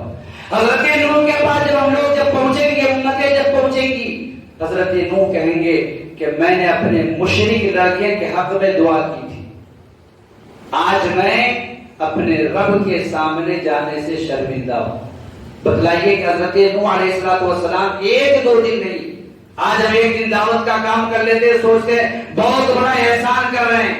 حضرت نوح کی مناسبت سے اللہ تعالیٰ نے بیان فرمایا کہ 950 سال تک اللہ کے پیغام کو پہنچاتے رہے، اور ایک دن انہوں نے اپنے مشرک لڑکے کے حق میں دعا کی تو اللہ تبارک و تعالیٰ نے کیا کہا کہ آئندہ اے نوح یہ دعا مت کرنا، نہیں تو ہم کیا کریں گے، تمہارے جو بھی عمل ہے اس کو برباد کر دیں گے۔ حضرت نوح کہیں گے کہ جاؤ، میں آج تمہارے حق میں سفارش نہیں کر سکتا، اس لیے کہ میں نے اپنے مشرک لڑکے کے حق میں دعا کی تھی، میرے رب نے مجھے ڈانٹ پلائی تھی، اس وجہ سے میں شرمندہ ہوں۔ جاؤ موسیٰ کے پاس جاؤ۔ جب حضرت موسیٰ کے پاس امتیں پہنچیں گی، حضرت موسیٰ علیہ السلام کہیں گے کہ میں نے قبطی کو مار دیا تھا، اس لیے میں آج رب کے سامنے جانے سے شرمندہ ہوں۔ آخر میں کن کا پتہ ملے گا؟ جناب محمد رسول اللہ صلی اللہ علیہ وسلم۔ اور جب جناب محمد رسول اللہ صلی اللہ علیہ وسلم کا پتہ ملے گا، آج ہمیں 2 منٹ اگر سجدہ لمبا ہو جائے، 3 منٹ ہو جائے تو فوراً امام صاحب کے اوپر اعتراض کرنے لگتے ہیں کہ اتنا لمبا کہیں سجدہ کیا جاتا ہے۔ سجدے میں جائیے 2 منٹ 3 منٹ 4 منٹ 5 منٹ میں ہماری پیٹھ میں جو ہے درد ہونے لگتا ہے، پریشان ہو جاتے ہیں۔ لیکن ہم جب پریشانی کے عالم میں ہوں گے، میدان محشر میں، قربان جائے اس نبی کے اوپر کتنا لمبا سجدہ کریں گے۔ محدثین کرام نے بیان فرمایا ہے کہ جب ہم لوگ یعنی امتی پریشانی کے حالت میں ہوگی تو آپ صلی اللہ علیہ وسلم دنیاوی زندگی کے اعتبار سے 1 ہفتہ کے برابر لمبا سجدہ کریں گے، اور جب 1 ہفتہ کے برابر لمبا سجدہ کریں گے، اللہ تبارک و تعالیٰ کہے گا ارفع رأسک یا محمد، اے محمد صلی اللہ علیہ وسلم مانگیے، آپ کیا مانگ رہے ہیں؟ سر توڑتا آپ مانگے، آپ کو دیا جائے گا۔ آپ جانتے ہیں کہ ایک دعا کی مناسبت سے اللہ تبارک و تعالیٰ نے اس دنیاوی کی زندگی کے اندر حضرت آدم کو اختیار دیا تھا۔ حضرت آدم اسی دنیا کے اندر اس دعا کو کر کے چلے گئے، اور حضرت نوح بھی اس دعا کو اسی دنیا کے اندر کر کے چلے گئے، حضرت موسیٰ بھی اس دعا کو اسی دنیا کے اندر کر کے چلے گئے۔ یعنی حضرت موسیٰ، حضرت آدم سے لے کر کے حضرت عیسیٰ تک تمام نبی اس دعا کو اسی دنیا کے اندر کر کے چلے گئے، سوائے جناب محمد رسول اللہ صلی اللہ علیہ وسلم۔ اور یہ دین اتنی آسانی سے ہم تک نہیں پہنچ گیا ہے، اس میں نبی کریم صلی اللہ علیہ وسلم کی زندگی کی قربانی، صحابہ کرام کی زندگی کی قربانی شامل ہے۔ شروع میں جب آپ اسلام کی دعوت دے رہے تھے، صحن کعبہ میں جب عبادت میں مشغول ہوتے تو ایسی صورت میں آپ کے جسم مبارک کے اوپر ہوجری ڈال دی جاتی۔ ایسے موقع پر آپ صلی اللہ علیہ وسلم اس دعا کو کر سکتے تھے، لیکن آپ نے اس دعا کو نہیں کی، اس دعا کو بچا کر کے لے گئے۔ کہاں کریں گے اس دعا کو؟ جب امت پریشانی کے عالم میں ہوگی تب۔ جب آپ صلی اللہ علیہ وسلم نے دیکھا کہ میری دعوت کو لوگ قبول نہیں کر رہے ہیں، مکہ والے قبول نہیں کر رہے ہیں، تب آپ صلی اللہ علیہ وسلم مکہ سے نکل کر کے کہاں جا رہے ہیں؟ طائف جا رہے ہیں۔ اور طائف والوں نے کیا کیا؟ آپ کے پیچھے اوباشوں اور بدماشوں کو لگا دیا، اور ان اوباشوں اور بدماشوں نے کیا کیا؟ آپ کے اوپر پتھروں کی بارش کی، اور جب پتھروں کی بارش کی گئی تو ایسے موقع پر کیا ہوا؟ آپ کے جسم کا کوئی بھی حصہ ایسا نہیں تھا کہ جہاں سے خون ٹپک نہ رہا ہو۔ عرش کے اوپر اللہ تبارک و تعالیٰ کو ترس آیا، اور فرش کے اوپر فرشتوں کو بھیجا اور کہا کہ اگر محمد صلی اللہ علیہ وسلم اجازت دیں تو ان طائف والوں کو 2 پہاڑیوں کے درمیان پیس کر کے رکھ دینا۔ آج ہمارے جناب محمد رسول اللہ صلی اللہ علیہ وسلم کی شان میں گستاخی کی جاتی ہے۔ کاش کے نبی کریم صلی اللہ علیہ وسلم کی شان میں گستاخی کرنے والے لوگ کیا کرتے؟ نبی کریم صلی اللہ علیہ وسلم کی سیرت کا مطالعہ کرتے، پوری زندگی اگر چھوڑ دیتے، صرف طائف کے واقعات کو ہی پڑھ لیتے تو ایسی صورت میں سمجھ جاتے کہ ہمارے نبی کیسے تھے۔ اللہ تبارک و تعالیٰ نے قرآن کریم کے اندر کہا وَمَا أَرْسَلْنَاكَ إِلَّا رحمت للعالمین، اے محمد صلی اللہ علیہ وسلم ہم نے آپ کو سارے جان کے لیے رحمت بنا کر کے بھیجا ہے۔ جب وہ فرشتے آئے اور کہا کہ اللہ تبارک و تعالی نے کہا ہے کہ اگر محمد صلی اللہ علیہ وسلم اجازت دیں تو طائف والوں کو دو پہاڑیوں کے درمیان رکھ کر کے پیس دیں، ایسے موقع پر آپ صلی اللہ علیہ وسلم نے ایک مرتبہ نہیں بلکہ تین مرتبہ دعا کر رہے ہیں، اللہم اہد قومی فإنہم لا یعلمون، اے اللہ میری قوم کو ہدایت نصیب فرما اس لیے کہ میری قوم میرے مقام و مرتبہ سے ناشنا ہے۔ 3 مرتبہ آپ نے دعا کی اور آپ کی دعا کا اثر یہ ہوا کہ فتح مکہ کے موقع پر پورا کا پورا طائف داخل اسلام ہو۔ ایسے موقع پر آپ صلی اللہ علیہ وسلم چاہتے تو اس دعا کو کر سکتے تھے جس دعا کی مناسبت سے اللہ تعالیٰ نے اختیار دیا تھا کہ یہ دعا رد نہیں کی جائے۔ کیا ہوا؟ نبی اکرم صلی اللہ علیہ وسلم نے غزوہ احد میں 50 تیر اندازوں کو متعین کیا اور کہا کہ دیکھو جب تک میں دوسرا آرڈر نافذ نہ کروں تب تک یہاں سے اس درہ کو کوئی چھوڑنا نہیں۔ شروع میں اللہ تبارک و تعالیٰ نے مسلمانوں کو غلبہ عطا کیا اور جب مسلمانوں کو غلبہ عطا کیا تو ایسی صورت میں وہ جو 50 تیر انداز تھے ان کے درمیان اختلاف ہو گیا۔ کہا کہ نیچے لوگ جو ہے ہمارے ساتھ مال غنیمت لے رہے ہیں، ہمیں بھی چلنا چاہیے۔ وہ خالد بن ولید جو اسلام سے قبل بھی اس کے متعلق آتا ہے کہ جس جنگ میں شریک ہوا اللہ تبارک و تعالیٰ نے اس کی لاج کو رکھا اور فتح یابی اسلام کے نام کیا، اور اسلام لانے کے بعد اگر اس نے 60 آدمی سے 60,000 کا مقابلہ کیا تو ایسی صورت میں اللہ تبارک و تعالیٰ نے اس کی لاج کو رکھا اور 60 آدمی کو 60,000 کے بالمقابل فتح یابی اسلام کو نال کیا۔ ہم اس خالد بن ولید کی اولاد ہیں، یہ خالد بن ولید ہیں، بستر کے اوپر ان کی موت ہو رہی ہے، فطری موت ہو رہی ہے، اور جب فطری موت ہو رہی ہے آنکھیں اشکبار ہیں۔ ساتھیوں نے پوچھا کہ اے خالد اتنا بڑا جنرل ہو کر کے موت سے تم ڈر گئے، موت کو دیکھ کر کے تم رو رہے ہو؟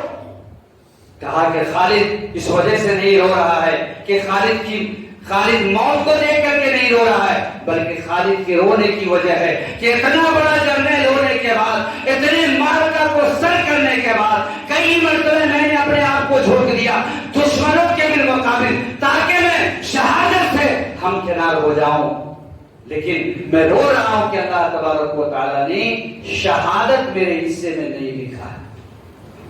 پہلی مرتبہ جب آیا تو دیکھا کہ 50 تیر انداز موجود ہے، واپس چلا گیا اپنے فوجیوں کو لے کر کے۔ دوسری مرتبہ جب آیا تو دیکھا کہ 50 تیر انداز موجود ہے، پھر اپنے فوج کو لے کر کے واپس چلا گیا۔ پھر تیسری مرتبہ آیا، دیکھا کہ 50 تیر انداز موجود ہے، پھر اپنی فوج کو واپس لے کر کے چلے گئے۔ چوتھی مرتبہ جب آیا تو دیکھا کہ صرف 10 آدمی، 10 منٹ بھی نہیں لگا، اور 10 منٹ میں تمام صحابہ یعنی 10 صحابہ شہید کر دیے گئے۔ دشمن بالکل آپ صلی اللہ علیہ وسلم کے قریب آ گئے، آپ کے دندان مبارک کو شہید کر دیا گیا۔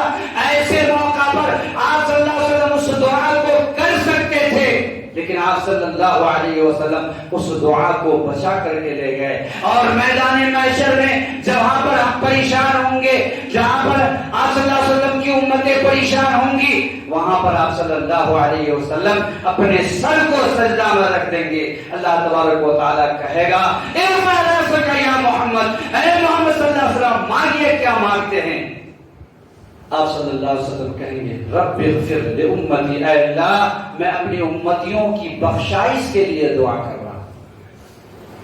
آپ دیکھ رہے ہیں نبی کا کتنا بڑا مقام، جہاں پہ حضرت آدم بے بس، جہاں پہ حضرت نوح بے بس، جہاں پہ حضرت موسیٰ بے بس، جہاں پہ حضرت زکریا بے بس، جہاں پہ حضرت یحییٰ بے بس، جہاں پہ حضرت ذوالکفل بے بس، تمام نبی جہاں پر بے بس ہو جائیں گے وہاں پر آپ صلی اللہ علیہ وسلم دعا کریں گے اور آپ کی دعا قبول کی جائے گی۔ اللہ تبارک و تعالیٰ نے اس حبیب جناب محمد رسول اللہ صلی اللہ علیہ وسلم کو مخاطب کرتے ہوئے کہا لئن اشرکت، اہل علم یہاں پر موجود ہیں، اشرکتا میں جو تا ہے اس سے مراد کون ہے؟ جناب محمد رسول اللہ صلی اللہ علیہ وسلم ہے۔ اللہ تبارک و تعالیٰ نے مخاطب کرتے ہوئے کہا لئن اشرکتا، اے محمد صلی اللہ علیہ وسلم اگر آپ نے بھی میری خدائی میں جدائی ڈالی، نبی کریم صلی اللہ علیہ وسلم کے لیے ناممکن ہے، انبیاء کے لیے ناممکن ہے کہ اللہ کے ساتھ کسی کو شریک ٹھہرائے، لیکن پھر بھی اللہ تبارک و تعالیٰ نے کہا لئن اشرکتا، اے محمد صلی اللہ علیہ وسلم اگر آپ نے بھی میری خدائی میں جدائی ڈالنے کی کوشش کی لَيَحْبَطَنَّ عَمَلُكُمْ، آپ کے بھی عمل کو برباد کر دیں گے اور آپ گھاٹا اٹھانے والوں میں سے ہو جائیں۔ آج پوری امت جو ہے شرک کے اندر لت پت ہے۔ نبی اکرم صلی اللہ علیہ وسلم نے بیان فرمایا کہ ہر سوموار اور ہر جمعرات کو اللہ تبارک و تعالیٰ تمام لوگوں کے گناہوں کو معاف کر دیتا ہے سوائے دو شخص کے۔ ایک وہ شخص جو شرک کے اندر لت پت ہوتا ہے، اللہ تبارک و تعالیٰ اس کے دعا کو قبول نہیں کرتا ہے، چاہے وہ جتنی نماز پڑھ لے، روزہ رکھ لے، حج کر لے، صدقہ کر لے، خیرات کر لے، جو کچھ بھی کر لے، جب تک شرک سے طاہر نہیں ہوگا اللہ تعالیٰ اس کے عمل کو معلق رکھے گا۔ اور دوسرا کون سا شخص ہے؟ جو نمازی ہے، متقی ہے، پرہیزگار ہے، دیندار ہے، قرآن کا قاری ہے، قرآن کا پڑھنے والا ہے، محدث ہے، عالم ہے، تمام خوبیوں کا مالک ہے، لیکن کسی مومن سے اختلاف ہو گیا، کسی بھائی سے اختلاف ہو گیا، شریعت اجازت دیتی ہے کہ 3 دن اور 3 رات اپنی بات چیت کو بند رکھ سکتے ہیں، چوتھے دن اللہ تعالیٰ کی نظر میں اور اس کے حبیب جناب محمد رسول اللہ صلی اللہ علیہ وسلم کی نظر میں وہ پسندیدہ ہے جو سلام کرنے میں پہل کرتا ہے۔ ہم میں سے کون ہے جو اس حدیث کو نہیں جانتا؟ لیکن بہت سارے ایسے ہوں گے جن کے ایک دوسرے سے تعلقات نہیں ہوں گے، جن سے بات چیت نہیں ہوگی، لیکن وہ سلام کرنے میں پہل نہیں کریں گے اور پھر بھی یہ دعویٰ کرتے ہیں کہ ہم جناب محمد رسول اللہ صلی اللہ علیہ وسلم کی حدیث سے محبت کرنے والے ہیں۔ تو اللہ تعالیٰ نے اس آیت میں کیا کہا کہ ہم ایمان لائیں تو ہمارا ایمان کیا ہو؟ بالکل توحید خالص ہو اور شرک سے بالکل الگ تھلگ ہو۔ اگر ہمارا ایمان ویسا ہو جاتا ہے تب اللہ تبارک و تعالیٰ کی نصرت آئے گی۔ اللہ تعالیٰ نے کہا اولئک لہم الامن وہم مہتدون، کیا کہا اللہ تعالیٰ نے؟ یہی لوگ ہدایت یافتہ ہیں اور یہی لوگ امن میں رہنے والے ہیں۔ کون لوگ؟ جو توحید خالص والے ہیں اور جو شرک سے مبرہ ہے۔ تو نمبر 2 پہ کیا ہے؟ ہم اپنی زندگی کے اندر توحید خالص لائیں، اور نمبر 3 کیا ہے؟ شرک سے الگ ہو جائے۔ نمبر 4 کیا ہے؟ نبی اکرم صلی اللہ علیہ وسلم کی نافرمانی سے بچیں، معصیت سے بچیں۔ جیسا کہ آپ نے دیکھا کہ 50 تیر اندازوں کو نبی اکرم صلی اللہ علیہ وسلم نے متعین کیا، لیکن ان صحابہ نے، جن صحابہ کی تعریف اللہ تعالیٰ نے قرآن کریم کے اندر کیا ہے، نبی کریم صلی اللہ علیہ وسلم کی بات کو ہلکے انداز میں صحابہ کرام نے لیا، تو ایسی صورت میں اللہ تعالیٰ نے کیا کیا؟ فتح کو شکست میں تبدیل کر دیا۔ اور نمبر 5 میں کیا ہے؟ ہم کثرت سے رب کے سامنے دعا کریں، استغفار کریں۔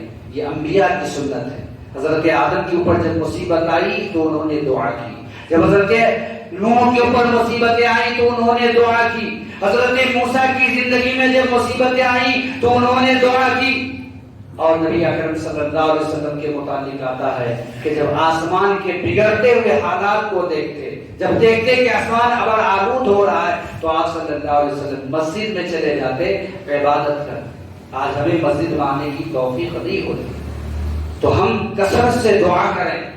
جب ہمارے اوپر ظلم ہو رہا ہو، ہمارے اوپر مصیبتیں آ رہی ہو، تو ایسے موقع پر ہم کثرت سے دعا کریں۔ اور نمبر 6 میں کیا ہے؟ ہم جو ہے نماز کی پابندی کریں۔ اللہ تعالیٰ نے قرآن کریم کے اندر کیا کہا؟ یا ایھا الذین آمنوا استعینوا بالصبر والصلاۃ، جب تمہارے اوپر مصیبت آئے، چاہے وہ جیسی مصیبت ہو، اس مصیبت میں تم کیا کرو؟ صبر کے ذریعے اور نماز کے ذریعے مجھ سے مدد کرو۔ آج مسجد ہی سے دور ہو جاتے ہیں۔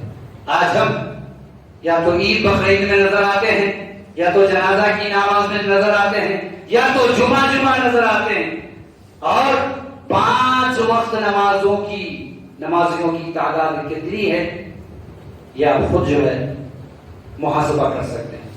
نبی اکرم صلی اللہ علیہ وسلم نے بیان فرمایا کہ کہ جس عمر سے نماز فرض ہو جاتی ہے اس وقت سے لے کر کے مرتے دم تک نماز کسی بھی صورت میں معاف نہیں ہے. اگر آپ کھڑے ہو کر کے نہیں پڑھ سکتے تو آپ بیٹھ کر کے پڑھیے. اگر آپ بیٹھ کر کے نہیں پڑھ سکتے تو آپ لیٹ کر کے پڑھیے. اور اگر آپ اس پوزیشن میں بھی نہیں ہے تو آپ اشارے سے پڑھیے, نماز معاف نہیں.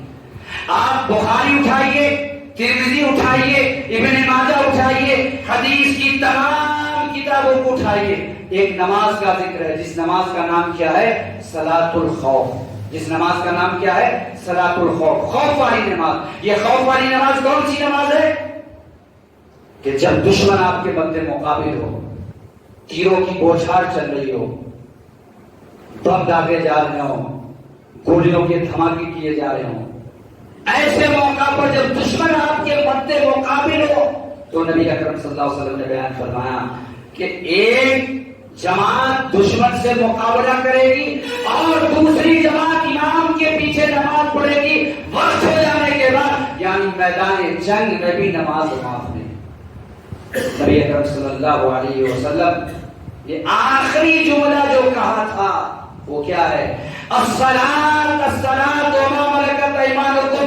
حضرت علی رضی اللہ تعالیٰ عنہ اس حدیث کے راوی ہیں, وہ بیان فرماتے ہیں کہ نبی اکرم صلی اللہ علیہ وسلم نے جو آخری جملہ کہا اور اس کے بعد آپ صلی اللہ علیہ وسلم نے کوئی جملہ نہیں کہہ پائے, وہ آخری جملہ کیا تھا؟ الصلاۃ, نماز کی پابندی کرنا, نماز کی پابندی کرنا اور اپنے ماتحتوں کا خیال رکھنا. آج ہم میں سے جب کسی کا رشتہ دار وصیت کرتا آخری جملہ ہوتا ہے تو سارا سال یاد رکھتے. ہم اور آپ کے نبی نے آخری وصیت کی, آخری نصیحت کی, نماز کی پابندی کرنا اور 17 وقت کی امامت آپ صلی اللہ علیہ وسلم کی موجود میں حضرت ابوبکر صدیق نے کرائی. لیکن اس درمیان جب بھی آپ کو افاقہ ہو جاتا تو ایسی صورت میں آپ صلی اللہ علیہ وسلم اپنے 2 صحابہ کے کندھے کے اوپر گھسیٹتے ہوئے جاتے مسجد کی طرف. نبی اکرم صلی اللہ علیہ وسلم نے بیان فرمایا کہ اگر کوئی بادشاہ کی وجہ سے نماز کو چھوڑتا ہے تو کل قیامت کے دن کن کے ساتھ اٹھایا جائے گا؟ بتائیے, کن کے ساتھ ہوگا؟ فرعون کے ساتھ. اگر وزارت کی وجہ سے چھوڑتا ہے تو حامان کے ساتھ, اور تجارت کی وجہ سے چھوڑتا ہے تو ابی بن خلف کے ساتھ جو ہے اٹھایا جائے گا. آج ہماری ظہر کی نماز, عصر کی نماز, مغرب کی نماز, بعض نمازیں تجارت میں, بعض جو ہے قیلولہ میں, بعض جو ہے تجارت میں, بعض جو ہے کھانے پینے میں, اور فجر کی نماز سونے میں چلی جاتی ہے. جس وقت اللہ تبارک و تعالیٰ کا اللہ تعالیٰ دعائی دیتا آخری شب میں, اس وقت پوری قوم سوئی ہوئی ہوتی ہے, پوری امت سوئی ہوئی ہوتی ہے, پوری آبادی سوئی ہوئی ہوتی ہے. اور نبی اکرم صلی اللہ علیہ وسلم نے بیان فرمایا کہ فجر کی 2 رکعت سنت دنیا و ما فیہا میں تمام چیزوں سے مجھے پسندیدہ ہے. آج جو ہے فجر کی نماز ہماری سونے میں چلی جاتی ہے. تو پہلے نمبر پر کیا ہے؟ ہم قرآن سے قریب ہوں. دوسرے نمبر پر کیا ہے؟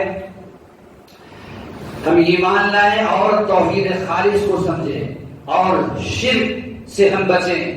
نمبر 4 کثرت سے ہم دعا کریں. نمبر 5 ہم نماز کی پابندی کریں اور کوئی بھی مصیبت آئے تو ہم صبر سے کام لیں. اور آخر میں نے آپ کے سامنے ایک حدیث کو پیش کیا تھا, میں اس کا ترجمہ اور خلاصہ پیش کر کے میں اپنی باتوں کو سمیٹنے کی کوشش کروں گا. اس لیے تقریباً 1.5 گھنٹہ کا وقت دیا گیا تھا اور تقریباً 1 گھنٹہ 20 منٹ پر 1 گھنٹہ 20 منٹ 25 منٹ ہونے کو ہے. نبی اکرم صلی اللہ علیہ وسلم نے بیان فرمایا عورتوں کی مناسبت سے کہ عورت اگر اپنے اندر 4 خوبیاں پیدا کر لیتی ہیں تو جنت کے 8 دروازے سے داخل ہو سکتی ہے. خوبیاں کتنا پیدا کریں گی؟ 4. اور جنت کے 8 دروازے ہیں, اس 8 دروازے سے جنت میں داخل ہو سکتی ہے. نمبر 1 المرأة اذا صلت 5, جب عورت 5 وقت کی نماز کی پابندی کرے. ابھی نماز کی فضیلت کی مناسبت سے آپ کے سامنے کئی ایک روایتیں پیش کی جا چکی ہیں. تو المرأۃ اذا صلت خمسها، جب عورت 5 وقت کی نماز کی پابندی کرے. نمبر 2 وصامت شہرها، جب عورت رمضان المبارک کے مہینہ کے اندر روزہ رکھے. نمبر 3 حسنت فرجها، جب جو ہے اپنی عفت و عصمت کی حفاظت کرے. آج کیا ہے، عورتیں 5 وقت کی نماز کی پابندی بھی کر لیتی ہیں، رمضان المبارک کے مہینہ کے اندر بھی پابندی سے روزہ رکھ لیتی ہیں. یہاں تک کہ روزہ رکھنے میں مرد حضرات بھی عورتوں سے پیچھے ہو جاتے ہیں. وہ اس اعتبار سے کہ میں نے دیکھا ہے